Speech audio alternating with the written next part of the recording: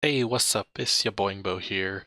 Trying something a little bit different today. I'm going to basically be doing just readings of like choose your own adventure books.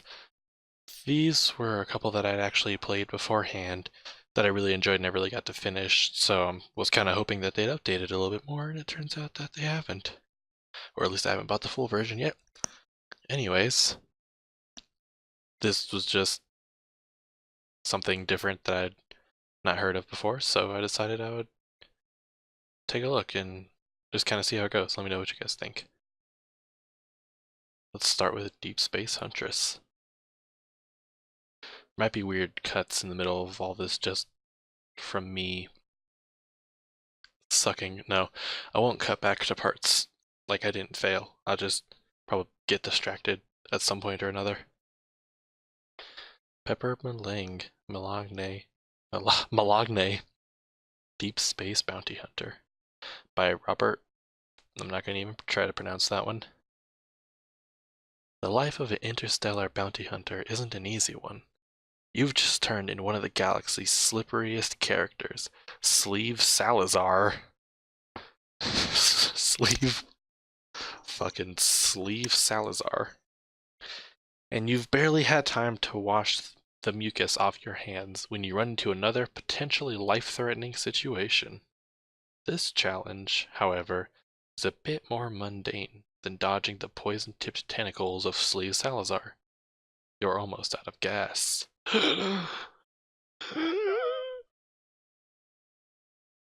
Testing, just making sure my audio is working fine, and okay, we're good. Space, take it, you grumble, looking at your ship's fuel gauge. Like most newer ships in the galaxy, Bad Little Kitty's thrusters are powered by a zontonium reactor.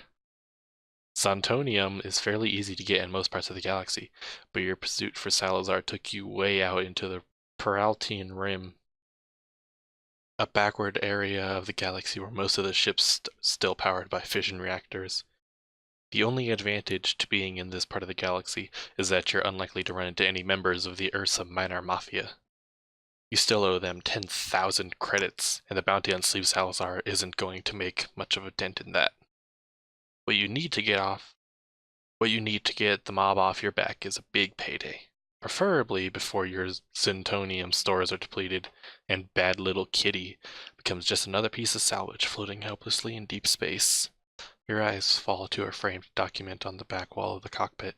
It reads, Pepper Malang, Interstellar Bounty Hunter License. I don't know what voice this is, I'll probably save that for Pepper Malang. Interstellar Bounty Hunter License. Awarded under the authority of the Galactic Credit Bureau and Malarkian High Command. You can't help but chuckle as you read it. The notorious thief, Pepper Malang, now working to apprehend the galaxy's most wanted fugitives. It's a living, you suppose. Barely. For the thousandth time, you wonder if you should go back to being a thief, rather than try to make a relatively honest living as a bounty hunter. Stealing certainly paid better. On the other hand, stealing from the wrong people tended to earn you some powerful enemies. That's how you got in trouble with the Ursa Minor Mafia in the first place. They've got it in their heads, I assume, that you owe them 10,000 credits, which is essentially 10,000 more than you have right now. You did your best to pay them back what you owed them after that whole business with Rex Nihilo on Skufnasik 6. But apparently the Mafia had raised the interest rate without telling you. Oh, good old Mafia. How nice. You sigh and shake your head. There's no point in dwelling on the matter. You can reassess your life choices later. Right now, you need money and fuel. Yeah, I would say that. I've got 60 money, 15 fuel, and 0 cool points. So, yeah. I get that they're like, there's a backstory, but I feel like they're throwing way too much backstory that doesn't exist with the whole Rex Nihilo and Skoofa 6 and blah blah friggin' blah blah. You begin plotting a course to the nearest industrialized planet that's likely to have a Zentonium refueling station. When you're almost finished, a flashing light on Bad Little Kitty's control panel notifies you of an incoming distress beacon. Somewhere out there, Another ship is drifting helplessly. Either that, or it's pirates trying to lure you to their ship so they can steal yours. The signal is coming from somewhere relatively close by. As you're trying to pinpoint the origin of the signal, a call comes from the Galactic Credit Bureau, probably calling about some problem with the paperwork you filed when you turned over Sleeve Salazar. The paperwork is probably the worst thing about being a bounty hunter, just ahead of slimy aliens with poisonous tentacles. Pepper Merlang, you say. Kinda busy right now. Pepper, says the voice on the other end, which you recognize as that of Cal Grutterson, Director of Fugitive Apprehension. Grutterson is an important guy. He doesn't call about problems with paperwork. What can I do for you, Cal? You say. Are you still out on the Peraltian Rim? Peraltian? Peralton? Neapolitan? asks Grutterson. Yep, you say. Might be here for the next million years if I don't get some more Zontonium soon. Well, today's your lucky day, says Grutterson. Quinn Curiel has been spotted in that area. He's the most wanted man in the galaxy right now. I'm bypassing normal channels to contact you because you're the only bounty hunter within 100 light years. I know who Quinn Curiel is, you say. But I'm almost out of fuel. I'm not sure I'm in a position to go after him. Should I call someone else? Says Grutterson. You sigh. No, you say. I'll figure something out. I don't know if this is like a girl southern accent, but I'm going to keep doing it. Good. Curiel should be easy enough to spot. He's flying a decrepit old luxury ship called Flagrante Delicto. Stole it from somebody near Vlaxis 7. Got it, you say. Keep me updated, Gunnarsson says. Will do. Interesting, you think? You've run into that particular ship before, and you have some idea who Curiel stole it from. Bounty on Curiel's head is 15,000 credits, enough to wipe out your debt with the mob. But as much as you want to find Curiel, the Peraltian Rim is a big area, and you don't know where Curiel is exactly. Your best bet would be to head towards Vlaxis 7, where he was last seen, but you've barely got enough fuel to get there. And then there's that distress call. What do you do? Head towards the guy? Okay, let's go to the distress call. That's usually how space games work. As badly as you need fuel, your curiosity about the distress call is killing you. And if the call is coming from a ruined ship, you might be able to get fuel off of it. You sure hope so, because otherwise you're going to be sending out a distress signal of your own pretty soon. Took 10 fuel for that. You pinpoint the location of the distress signal and plot a course to the coordinates. Most modern starships are equipped with several small rocket-powered distress beacons. If the ship gets into trouble, the crew can launch the beacons in several different directions in the hopes of reaching a ship that can help. The beacons can broadcast a pre-recorded message or a generic SOS message. Each beacon also broadcasts a location from which it was launched in order to aid other ships in finding the troubled ship's location. At the coordinates specified by the beacon, you find a broken down freighter floating in deep space. The ship appears to be completely dark, and you get no response on any of the standard hailing frequencies. If it weren't for the distress signal, you would think it was just a piece of space wreckage without a soul on board. You dock with the ship, don your vac suit, and climb through the flexible docking tunnel that is now attached to the hull of the freighter. You close Bad Little Kitty's hatch behind you, in case the hull of the freighter has been breached. As it turns out, you needn't have worried. The freighter's hatch opens easily. Most ships automatically unlock the hatch when a distress signal is sent out, and atmosphere on the other side is at full pressure. The sensors on your vac suit tell you it's breathable. So you take off the helmet and slip out of the bulky, uncomfortable suit. You grab your laser gun. What the fuck? Fucking laser gun. Oh my god. Okay. You grab your laser gun from the suit's holster. That's how I'm gonna say that forever. Switch it to the flashlight setting, and then pull yourself inside the dark freighter.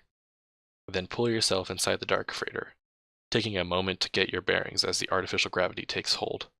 You take a few steps inside.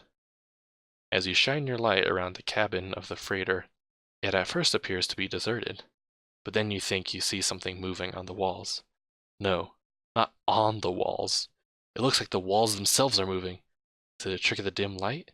You don't see anything wherever you shine your light, but you have the sense that the walls are undulating slightly, just outside the reach of your light. You frantically spin around, shining light on one spot after another, never quite able to catch whatever it is that's moving. You're starting to feel like a sitting duck standing here in the open.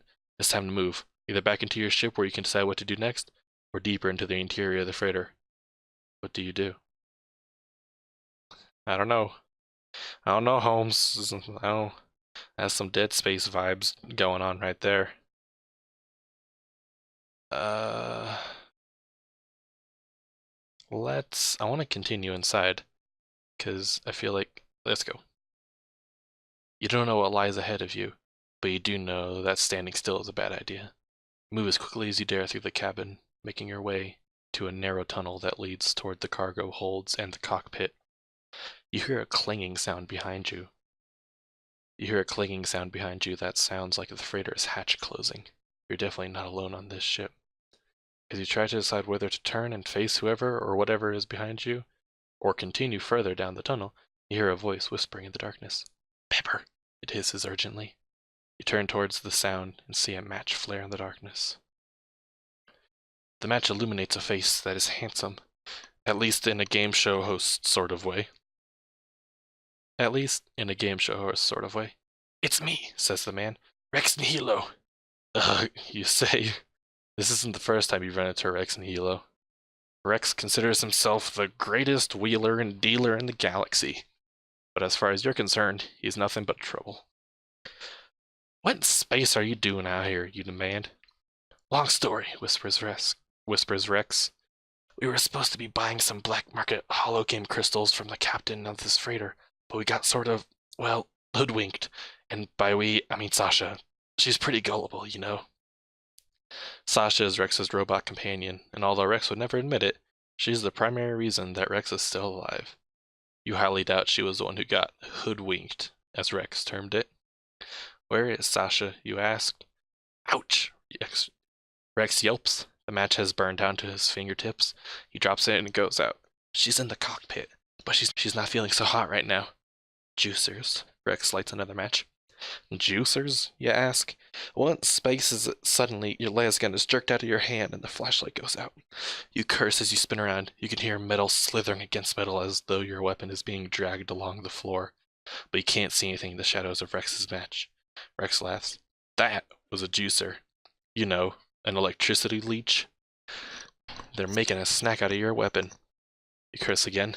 "I just sighted that in." "Forget your pistol. They like to drag the small stuff off to their nest," says Rex. "As for the other electrical stuff, they just burrow in it and suck it dry. That's why it's so dark." The walls were shimmering. Is that what that was, you ask? "Yeah," says Rex. "The ship's lousy with them. Every time Sasha boots up, they swarm all over her and shut her down." You nod. "You've heard about juicers, but I've never seen them before." Supposedly they're biological organisms that was genetically altered by Malarkian scientists for use against enemy ships. They can survive in harsh conditions, including the vacuum of space, and are able to burrow through metal to feed on computers and other electrical components. "They aren't dangerous to people, right?" you ask, glancing around nervously. "Only if they get really hungry," says Rex. "Sasha says our wattage is too low to attract them. Well, she said it once, before she shut down. I'm hoping the gorging they did on this ship sated them enough to not come after me. But I'm not counting on it." Rex points down the hall. "Come help me carry her to your ship. She's crazy heavy." Look, Sasha's a good robot. Smart robot. And I want to help her. But this doesn't completely add up, you say, raising an eyebrow at Rex. "We can breathe, and the artificial gravity is still on." Rex shrugs. "I wondered about that too. The life support systems have extra shielding, and I actually think the oxygen generator is out and we're breathing stale air." You're not too keen on getting tangled up in Rex Nilo's schemes, but you may need his help. You'd also like to know more about this freighter captain who's going to sell them to Black Market Hollow Games, but you don't have a lot of time to talk. What do you say? I want to learn. The guy's name is Quinn Quirrell, says Rex. Maybe you heard of him. Heard of him, you cry. He's a wanted fugitive. I'm trying to track him, but I ran out of fuel. Shh, whispers Rex. They'll attract more juicers. You say they weren't dangerous. No, but they creep me out. Also, if even one of them gets on your ship, we're kinda screwed. You nod. Rex made a good point, for once. Maybe he's not completely useless. Do you know where Curiel is? You ask. Well, I've got some idea where he went, says Rex. He took my ship. Ah, you say. I was wondering how Curiel got a hold of the flagrant delicto. I figured you were short on cash and sold it. Nope, says Rex. That double-crossing low-life swiped it. It's people like him that give the black market hollow game trade a bad name. I've got some idea where he's going, though. Help me get Sasha out of here and we'll go after him. My ship's uncomfortably low on Zontonium, you say. This freighter's probably got a few units we could transfer to your ship. I don't know why my accents keep changing. Says Rex. Come on, help me with Sasha, and then we'll get you some Zontonium and go after that jerkface Curiel. Hold on.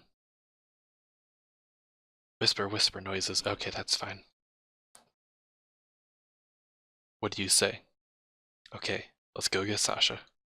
You follow Rex down the narrow corridor, lit only by the match in Rex's fingertips. It takes 3 matches to traverse the length of the corridor, with Rex cursing in pain and apparent surprise each time one burns down to his fingers. You find yourself hoping that juices don't have much sense of smell, for the air in the corridor reeks of smoke. If what Rex says about the juices is true, then you really don't want those little things aboard Bad Little Kitty.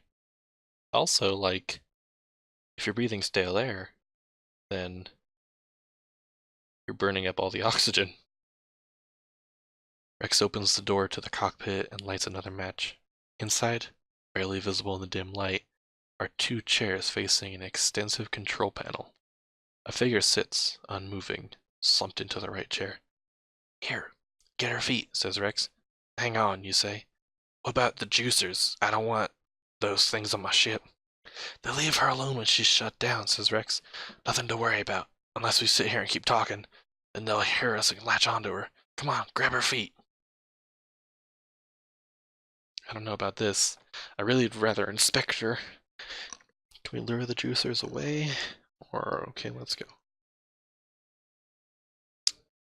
Nah, I'm not freaking falling for that, especially if this guy's as much of an idiot as they make him out to be.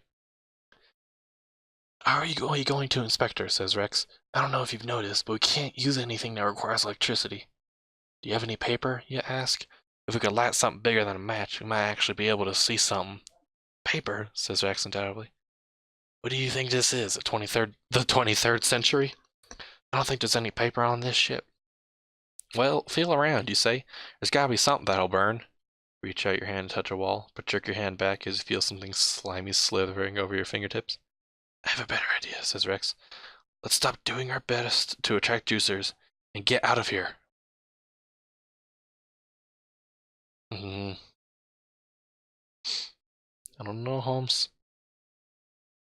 You're right. Let's get out of here. I really don't want any juices on my ship. I'm getting a bad feeling about this. So let's just leave. Damn it. I lost some life. You grab Sasha's feet and Rex takes her arms. With only starlight through the portholes for illumination, you make your way awkwardly through the narrow, dark corridor back to the hatch. At one point, you bang your head on a low beam, making a loud clang, and then drop Sasha, making an even louder clang. Shh, Rex hisses. I'm being as quiet as I can, you snap. I can't see a thing in this ship. Finally, you make it to the docking tunnel, out of breath and sweating. Let's hope that that life decrease was just from getting my head hit. Out of breath and sweating, you and Rex drag Sasha into your ship. Rex collapses on the floor of the ship, but you force yourself in to expect Sasha reduces before allowing yourself to relax. You're about to give the all clear when you see something black fall from Sasha's left knee onto the floor and scurry away.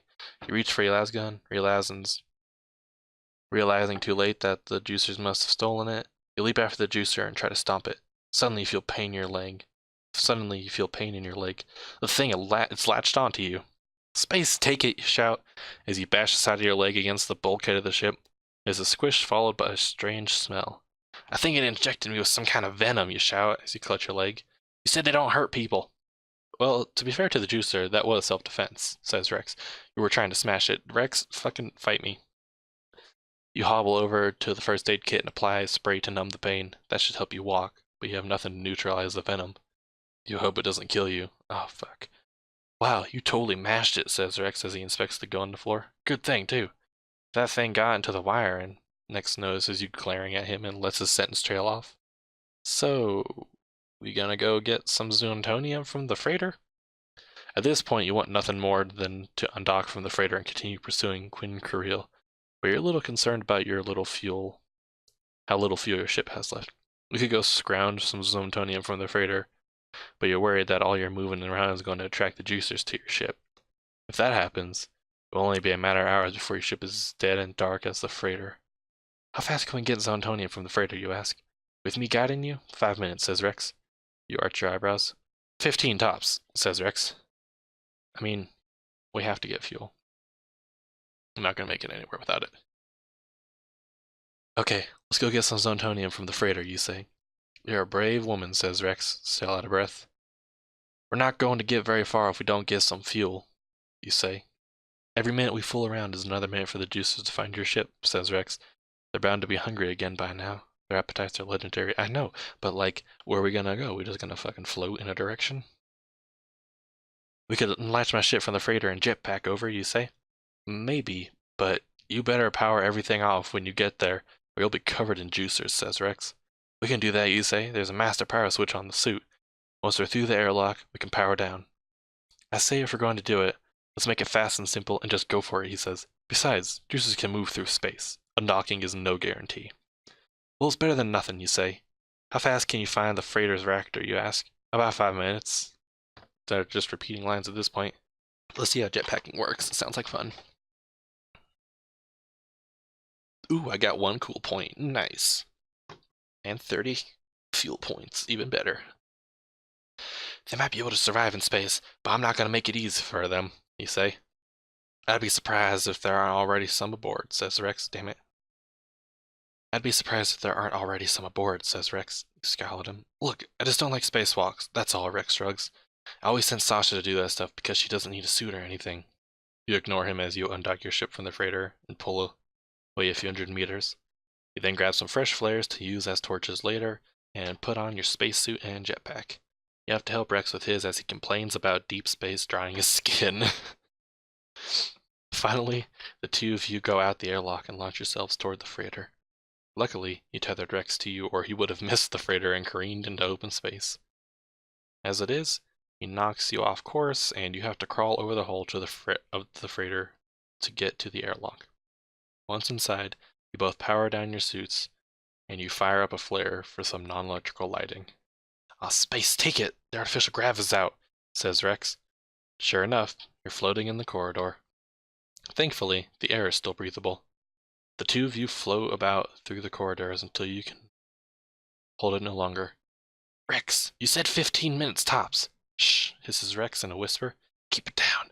I think the juicers are getting hungry and they might decide we're worth the effort. You're an unreliable, no good. Rex sticks a finger onto your lips.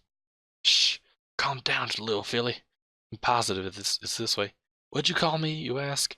An ancient term of endearment, he says. You suck in your breath and follow him. You're just like, Rex, I'm gonna fucking punch the shit out of you. Thankfully, it turns out the reactor was that way. You're not sure if Rex actually knew or it was blind luck, but asking would only waste time. Zoontonium is an extremely rare element that is used to power most modern ships. A handful of it can send you halfway across the galaxy. While you hold the flare, Rex opens the little door to the Zoontonium chamber in the side of the reactor, scrapes out the Zoontonium with the side of his hand, and deposits it in his pocket. That's only a teaspoon left, you say. Juicers and no fuel? Curiel really left you to die. Should be enough to get to a refueling station, says Rex. Let's move. The trip back is much faster, and soon you're shutting the airlock of your ship as you do a silent prayer to the universe that no juicers got aboard your ship. Rex empties his pocket of Zentonium into the bad little kitty's fuel chamber. You breathe a sigh of relief as you undock your precious ship from the freighter. Hopefully you've seen the last of those juicers. You then open a secret compartment under the console and pull out two las guns. You holster one. Here, you can borrow this one, you say, as you hand Rex a pistol. That's it for my spares. Don't drop it in the poo compactor or something. Rex grins at the weapon, then holsters it. Alright, you say to Rex. Where do you think Real took the flagrant delicto? Huh? Says Rex. How would I know? Why did I even bother rescuing you, you mutter. My roguish charm, offers Rex. Try again, you say. Perhaps I can help, says an oddly modulated, vaguely female voice behind you. You spin around, startled, but then breathe a sigh of relief you had forgotten. You had forgotten about Sasha. Sasha, an acronym for Self-Arresting Near-Sentient Heuristic Android, is Rex's partner in crime. Despite being a robot, she's the relatively sane half of the duo, and probably the main reason Rex is still alive despite his irrational, risk-prone behavior. Welcome aboard, bad little kitty, Sasha, you say. Feeling better? Still a little drained, but my internal reactor is back online and generating power. Thanks for the jump start, Pepper. No problem, you say. Do you know where Quinn Careel's heading, Sasha? Quinn Careel has contacts with the Ursa Minor Mafia on the planet Ianthus Prime, says Sasha. It's only 18 light years from here. My best guess is that's where you'll find him. Interesting, you think? You used to own a bar near the spaceport on Ianthus Prime. You still got a few contacts there. Good, you say. I knew there was a reason I saved you two. Yes, says Sasha. In addition to your general altruistic nature and goodwill towards sentient and near-sentient beings. Right, you say absently. In addition to that stuff, you rationalize a course for Ianthus Prime. Okay. Ianthus Prime is 18 light years away, a distance you've come to think of as perfectly manageable. In the early days of space travel, traversing 18 light years would have taken, well, at least 18 years, and probably a lot longer than that, because traveling faster than the speed of light is impossible. The solution to this problem, rationalized hypergeometry, was discovered in the late 27th century. It was actually well known by the 20th century that Euclidean geometry, I'm probably not pronouncing that right, is arbitrary, being only one possible way of describing the relations of objects in space. There are theoretically infinite number of other geometries that all employ their own set of rules. The trick is to find a geometry in which the distance you want to traverse is significantly shorter than in Euclidean geometry. Essentially, you reverse engineer an entirely new set of geometric rules based on the trip you want to take, and then employ those rules for only as long as the trip lasts. So if, for example, you wanted to travel from a point near Vlaxis 7 to the Bolg-Far system, you would first posit the existence of a geometry in which these two star systems are some more manageable distance from each other. Let's say 10 million kilometers, or about 1 in 100,000 of a light year. Starting with this axiom, build a complete geometric system which is then input into your spaceship's navigational system in place of Euclidean geometry. It generally takes several tries to find a suitable geometry. The navigational system then plots a pathway to your destination using this new geometry. This process is called rationalizing a hypergeometric course. Having plotted hundreds of journeys like this, you're an old hand at it. It takes you only about 20 minutes to rationalize a suitable course, and 3 hours after that, you're decelerating into orbit around Ianthus Prime. There's a lot of fucking science for this. It's a lot of science for a book that calls laser pistol laser guns. The biggest city on Ianthus Prime City, creative, is a bustling metropolis rife with gang activity. It's one of the Ursa Minor Mafia's biggest strongholds in this area of the galaxy. If Quinn Kuriel has friends here, it could be very dangerous for you indeed. Not only is this city dangerous, it's ridiculously expensive. At least for people like you who use Malacrian credits. Malacrian credits. As a mob-controlled city, it has its own local currency and exchange rate the mob imposes on the Empire's currency. Has its own local currency, and the exchange rate the mob imposes on the Empire's currency is horrible. Dinner for two at a nice restaurant would cost the same as filling up Bad Little Kitty with Sontonium. There's only one spaceport on Eanthus Prime, so if Rex's ship is here, it shouldn't be hard to find. You land at the spaceport. You, Rex, and Sasha exit the ship and look around, but don't see the flagrante delicto. The spaceport is pretty big, though. Let's go look for my ship, says Rex. Maybe we should go find Quinn Kuriel, you say? Or you could go look for Kuriel, and Sasha and I could look for my ship, says Rex. Kuriel might be hanging out near my ship. You mull your options. Rex is a huge pain, but you're not sure you can find Queen Kuriel without Sasha's help, and Sasha will go where Rex goes. On the other hand, you could try hitting up one of your old contacts. The one you have in mind is knowledgeable and probably knows something, but unfortunately the two of you did not part on good terms.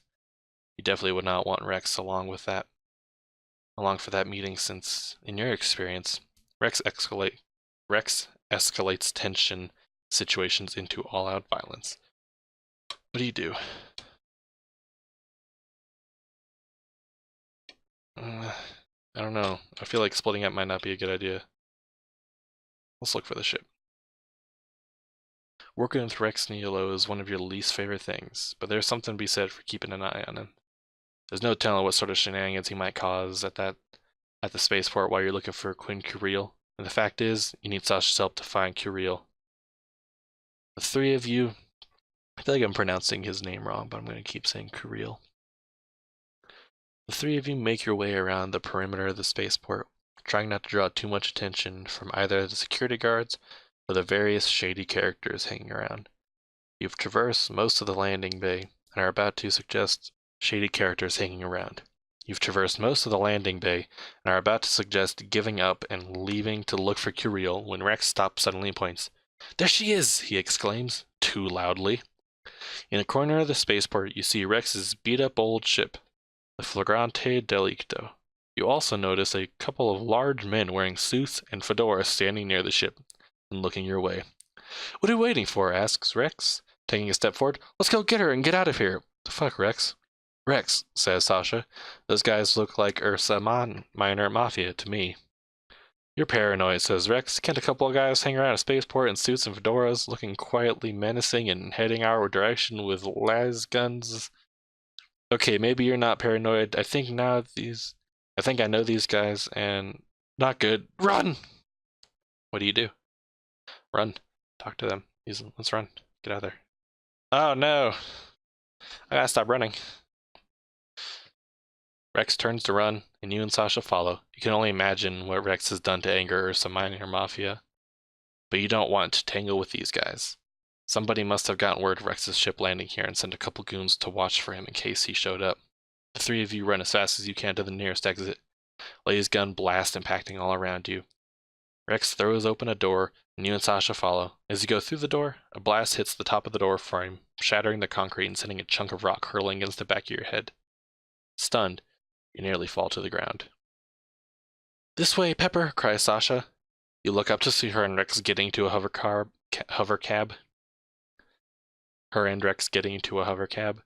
You stumble toward the car and fall inside. Go! You hear Rex yell, and the cab squeals away from the curb, which strikes you as strange because it's a hover cab. You sit up, holding your head. You like the squealers, says the cabbie, an anxious-looking Barashavian. I had them installed. Wait till you hear the racket they make when we stop fast, his donkey-like ears quivering with excitement. Just drive, yells Rex. A laser gun blast sizzles across the roof of the cab, slicing a glowing gash in the metal. Aw, man, whines the driver. You guys are paying for that. What the fuck? You guys are paying for that. The cab rounds a corner, out of sight of the gangsters. You and Rex breathe a collective sigh of relief, and Sasha makes a relieved whistling sound. I'll be one Tarvin, says the driver. No offense. No offense, but aliens are required to pay in advance of delivery. Oh, why would I take offense to that? You say sarcastically. And how do you know we're not natives to Yanthus? The driver just snorts. With tip. That's about 10 credits, you say.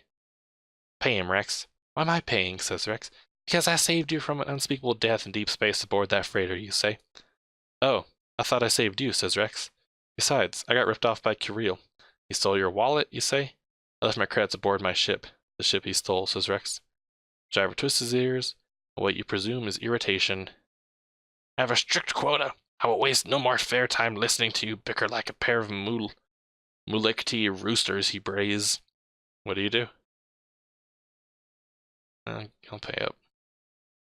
Grumbling, you pull the 10 credits out of your pocket and hand the plastic coins to the Barishvian. You turn to Sasha, sitting next to you in the cab. Can I lead on Quinn Curill's whereabouts, you ask? Sasha replies. Quinn Curill is a known associate of Tick Tick Kick Tick Tick. What the f- Tick Tick Tick Tick Tick Tick Tick Tick Tick. One of the roughest gangsters on Yanthus Prime. That's probably who Curill is here to see. You know the name. Tick Tick Tick Tick Tick Tick Tick Tick. Was put in charge of most of the Ursa Minor Mafia's operations on Yanthus Prime a few years ago. He's a member of the giant cockroach-like Tick-Ticky species, and he has a reputation as a particularly bloodthirsty gangster with spies all over the galaxy. You used to know the crime bosses around here pretty well, but the Ursa Minor Mafia moved in after you left Yanthus Prime. Any idea where I can find Tick-Tick, you ask? I'm scanning the local HyperNet node for his last known whereabouts, says Sasha. Looks like Salty's Bar on 9th Street is a frequent haunt. Driver, take us to Salty's Bar on 9th Street, commands Rex, and step on it. About 5 minutes later, the cab stops in front of a seedy-looking bar in a bad area of town. The Bravian braves something incomprehensible, and you step out of the cab. The cab whooshes away from the curb, leaving the three of you on the sidewalk leaving the three of you on the sidewalk in front of Salty's Bar. You open the door to Salty's Bar, but Rex and Sasha hesitate. Come on, you say. I thought we were going to help me find Quinn Curill once we nab him. I'll help you get your ship back. Tick, tick, tick, tick, tick, tick might be in there, says Rex. Well, I hope so, you say. We're hoping Quinn Curill came to see Tick Tick. That's the whole reason we're here. It's just that Tick Tick is affiliated with the Ursa Minor Mafia, says Rex. You sigh. Rex isn't popular with the Ursa Minor Mafia. Odds are that Tick Tick wouldn't even recognize him, but you don't blame Rex for being a little squeamish. Fine, you say. I'll check it out. You guys wait out here. Rex exhales in relief, and Sasha makes a relieved humming sound. You stroll into Salty's Bar alone, trying not to look too out of place. The scene reminds you a little of your old bar a few blocks from here. The wobbly monolith, but it's bigger and filled with a lot more scary characters.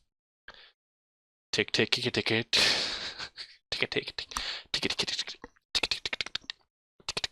sits at a table. Actually, that might be how they say it. Sits at a table with a few of his associates in the back of the bar. You recognize him instantly because he is a member of the relatively rare cockroach-like race. You don't see Quinn Curill anywhere, though. You decide you've got nothing to lose by asking about Quinn Curill. As you approach the table, two big men in suits and fedoras get to their feet and move to block the way to Tick Tick's table, brandishing heavy-duty laser guns. It's okay, boys, says Tick Tick to his bodyguards. Have a seat. They sit, but don't holster their guns, and they're still regarding you suspiciously. Tick Tick looks up at you, and his mandibles click, click, click with anticipation. Pepper Malang, he says. You try not to react. You hadn't expected Tick Tick to recognize you. Truth is, you've had your own troubles with the Ursa Minor Mafia. That's me, you say confidently. I assume you're looking for Quinn Curill, says Tick Tick. Why do you assume that, you ask? Because you're a bounty hunter, and Curill is the most wanted man in 20 systems right now. Also, he just left. What did he want with you? But before Tick Tick can reply, a commotion erupts in the front of the bar. Sasha goes flying through the front door and crashes to the floor, skidding horizontally towards you. Rex follows, landing on top of her. Behind them are a couple of huge fedora Don goons. "Look at what we found, boss," says one of the goons. Tick Tick regards Rex and Sasha, who lie prone on the floor, moaning. He tilts his head, and you hear a low tittering that might be coming from an earpiece, although you have no idea where his ear is. Then he turns to you. "You know these guys?" he says. "One cool point. Ah, yeah. I'm surprised you admit to being associated with these two," says Tick Tick. "They're in even more trouble with the Ursa Minor Mafia than you are, Pepper." "It's not by choice," you say. "I need their help to find Quinn Carril." Tick Tick nods. "You are wise not to lie to me." "The fact is," says Tick Tick, "we all want the same thing." "Gin and tonic?" ventures Rex. "To capture Quinn Carril," says Tick Tick. Tick Tick. Rex frowns. "I don't want that," he says. He turns to Sasha. "Do you want that?" "No, sir," says Sasha. "So far, only half of us want that," says Rex, "but we haven't pulled the help yet." He glances at the bodyguards. "What do you say, guys? Gin and tonic or capturing what's-his-face?" One of the thugs bops Rex on the head with the butt of his gun, and Rex falls to the floor with a yelp. As I was saying," Tick Tick continues, "you all owe money to the Ursa Minor Mafia, but I'm willing to forgive your debts if you capture Quinn Carril and hand him over to the authorities." "Why?" you ask. "Carril was trying to sell me something, a very valuable item. Too valuable, in fact." "Nothing's too," Rex starts, but stops when the guard threatens to bop him on the head again. "Get bopped, Rex." "What do you mean, too valuable?" you ask. "I mean I can't afford it," says Tick Tick. "Or, more accurately, I can't afford the complications that selling it would bring.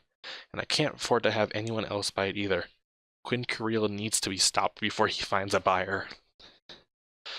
"Why didn't you just kill him when he was here?" you ask. "I admire your directness," says Tick Tick. "Carril has connections with the Fringe Tong. Having him killed could start an incident between the Ursa Minor Mafia and the Tong. I don't need that kind of aggravation either. I need him stopped, but without any direct Mafia involvement." "So you want us to catch Quinn Carril, you say?" "No," says Tick Tick. "Just you, Pepper. Your friends will remain behind as insurance. If you don't catch Carril before he sells the item, I'll feed Rex to my cyber sharks and melt Sasha down to slag. But if you catch him, I'll forgive all of your debts. And I might even give Rex ship back." "We should go catch Quinn Carril," Rex says to you. Sasha nods. "See?" says Tick Tick, mandibles clicking. "We all want the same thing." "All right," you say. "That's what I was planning on doing when I came in here. But where is he?" "He's heading to the Chicolini system, trying to find a buyer for the item." "In Rex's ship, the Flagrant Delicto, you ask?" "No," says Tick Tick. "My sources at the spaceport tell me he's at least a more reliable ship. I have the Flagrante Delicto under guard." Rex frowns, seemingly hurt at the implication that his prize ship is anything but the paragon of reliability. "If you hurry," Tick Tick continues, "you might catch him before he launches. Since Tick Tick wants you to stop Carril, perhaps now would be a good time to ask for a little upfront expenses money. On the other hand, Tick Tick is a violent gangster, and you have a feeling he doesn't like you too much. You're feeling that he doesn't like you that much. Too bad for your feminine charms. Too bad for you, your feminine charms are lost on the gigantic cockroaches. What do you do?" "I'm gonna do it. I hate to ask this, but I've been burning through credits chasing this guy, and I'm sure I'll have to burn some more before I'm through," you say with a apologetic smile. "I'm running a bit low." "You can have 20, says Tick Tick, interrupting you. "Great space, 20 large," you gasp. "Surely your reputation does not do you justice. I am—" "No, 20 credits. No hundreds or thousands." Tick Tick interrupts you again. His mandibles clack together in laughter. "What is that? Like a hovercab ride?" says Rex. One of the goons raises his fist and Rex makes a motion over his head, as though he is zipping it shut. Oh, and Rex makes a motion over his mouth, as though he is zipping it shut. "This has to be the cheapest gangster in the galaxy," you'd think. Or he's joking. "Fair enough, I'll take it," you say. Tick Tick stops laughing. He then tilts his head One of his goons swiftly steps over to you and stuffs 20 credits in your hand. Now, bounty hunter. Where are we on Kirill? Asks Tick Tick. You reached the checkpoint. Good job. Please take a moment to rate this.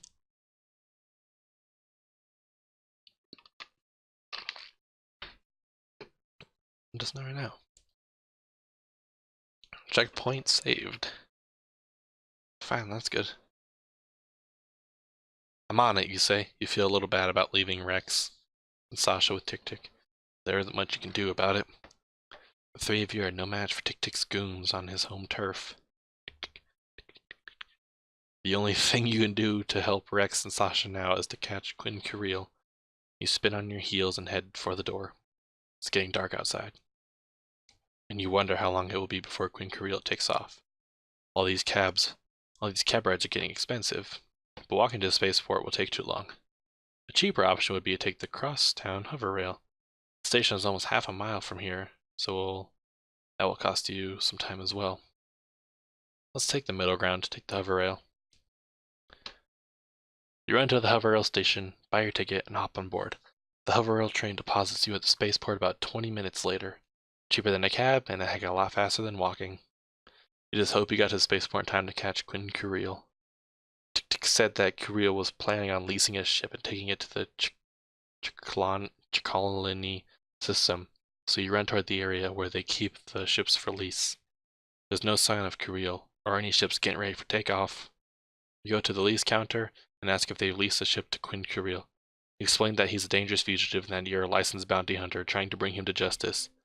The man at the counter doesn't recognize the name, but he nods when you say Kirill is a tall, bald guy with an eye patch.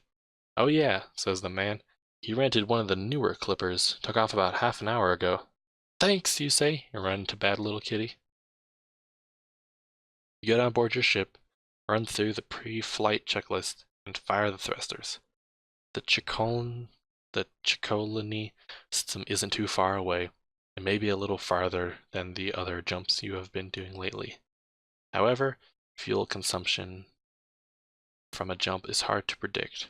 Any geometry you calculate has a bit of fudge factor in terms of how much energy it will require when you actually put it in practice. Given this, you consider whether to get some fuel. Given this, you consider whether to get some more fuel. You don't want to spend too much time or money, both of which might be needed to catch Kirill, but you could buy 25 units, which should be enough to get you to Chicalani system, and it's the minimum amount of fuel you can buy at a fuel station. Zontonian prices are strictly regulated by the Malarkey Empire, so the typical Yanthus prime inflation issue does not apply. What do you do? Buy fuel.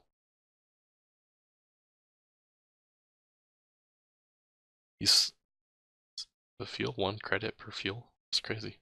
That's a weird exchange rate. You swing your ship around and coast over the fuel station within the spaceport.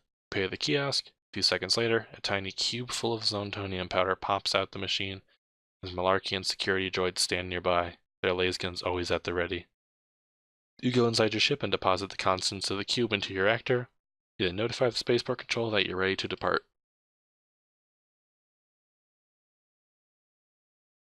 Oh, sweet, I got some life. The ship lifts off through the aperture in the spaceport's ceiling and rockets into space. It takes you about 20 minutes to rationalize a course to the Chicalani system, and another couple of hours to actually make the trip. While hurtling through non-Euclidean space, you have time to scarf down some pizza, wash up, and even take a nap. You feel much better. You re-emerge into Euclidean space a few thousand kilometers from the sparsely populated planet known as Chicalani. Scan the area for ships, and your luck holds. You locate a ship matching the profile of Quinn Kirill's rental, beginning its ascent towards an island on the opposite side of the planet from the main metropolis. Chicalani City, you hadn't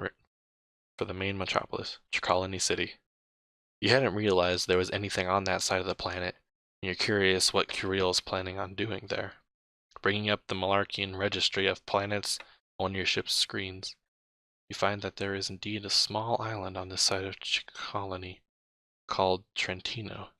It has exactly one city, predictably named Trentino City. It doesn't look very big. He set a course to arc around the planet and follow Curiel's ship down.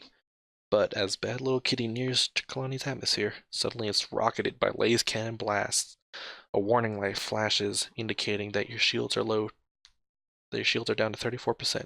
You frantically check your sensors, trying to determine where the barrage came from. It doesn't take you too long to find it. A sleek black ship with Malarkian markings coming up behind you. Pepper Malang, shrieks a high-pitched voice over your comm system. Pepper Malang, shrieks a high-pitched voice over your comm system. Cease your pursuit of Queen Curiel. This is official Malarchy business. You can hardly believe it. It's Heinous Vlack, the chief enforcer of the Malarkian primate. What could he possibly want with Queen Curiel? You had thought Curiel was just a common criminal, but it occurs to you that maybe he's part of the rebellion against the Galactic Malarchy. Lately, rebellious groups have been popping up throughout the galaxy to fight against Malarkian oppression. Malarkian, that's what I'm going with. The biggest of these is an organization known as the Frente Repugnant, or Revolting Front. So yeah, that's still not gonna be important later. I don't work for the Malarchy, you say. I'm a licensed bounty hunter on official business. You have no authority to countermand my mission, Vlack. A series of piercing bleats pours from the comm, and after a moment you realize Vlack is laughing. After some time, there's a pause while he takes a breath, and then the tittering continues. Tap your fingers on the cockpit dash while you wait for it to stop. Finally, Vlack speaks again. That's a nice ship you have, Pepper, says Vlack. Looks familiar. You sigh. You'd hope that Vlack wouldn't remember that you'd stolen Bad Little Kitty from him. Of course it wasn't called Bad Little Kitty back then. You'd had it repainted. Still sore about that, Vlack, you say? I'd have figured you have bigger concerns. Oh, I do, squeaks Vlack. That's why I'm willing to let you go in my ship if you give up chasing Queen Curiel. What does the Malarchy want with Curiel, you say? I thought he was just a common criminal. He has something that belongs to me, says Vlack. Now change your course, or be destroyed. You bite your lip, uncertain what to do next. Vlack's little cruiser has some serious weaponry on it. It's like a bigger, better armed version of your ship, and your shields are already down to 34%. If you can keep Vlack from firing for the next minute, you'll enter Colony's atmosphere, where it'll be much more difficult for him to shoot you down. To avoid burning up in the atmosphere, Vlack will have to control the ship's descent and channel most of its power toward the re-entry shields. Another option would be to change courses abruptly to evade Vlack, diving directly into the atmosphere. The danger there is that if your angle is too steep, you might burn up on the way down.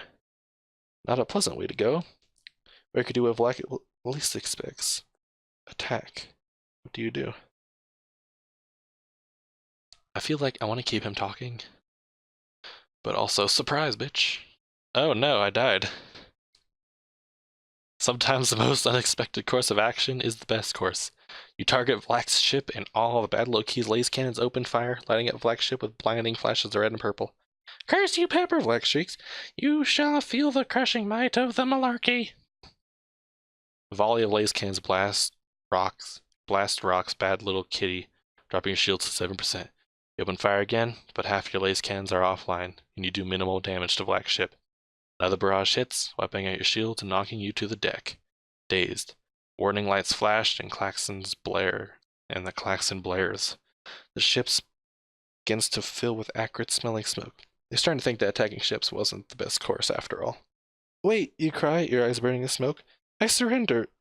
The last thing you hear before losing consciousness is Vlack's horrible, high-pitched cackling. Alas, you finally succumb to your wounds and collapse. Your wounds. Alright, that's probably a good stopping point for this video. I'll probably continue just on my own, maybe. But, you know, that'll be it for this one. And let me know if you want to see me restart from the checkpoint and get to the end of the story. Alright, so yeah. Just whoever watches this, let me know what you want. Yeah. This is your Boing Bo signing out.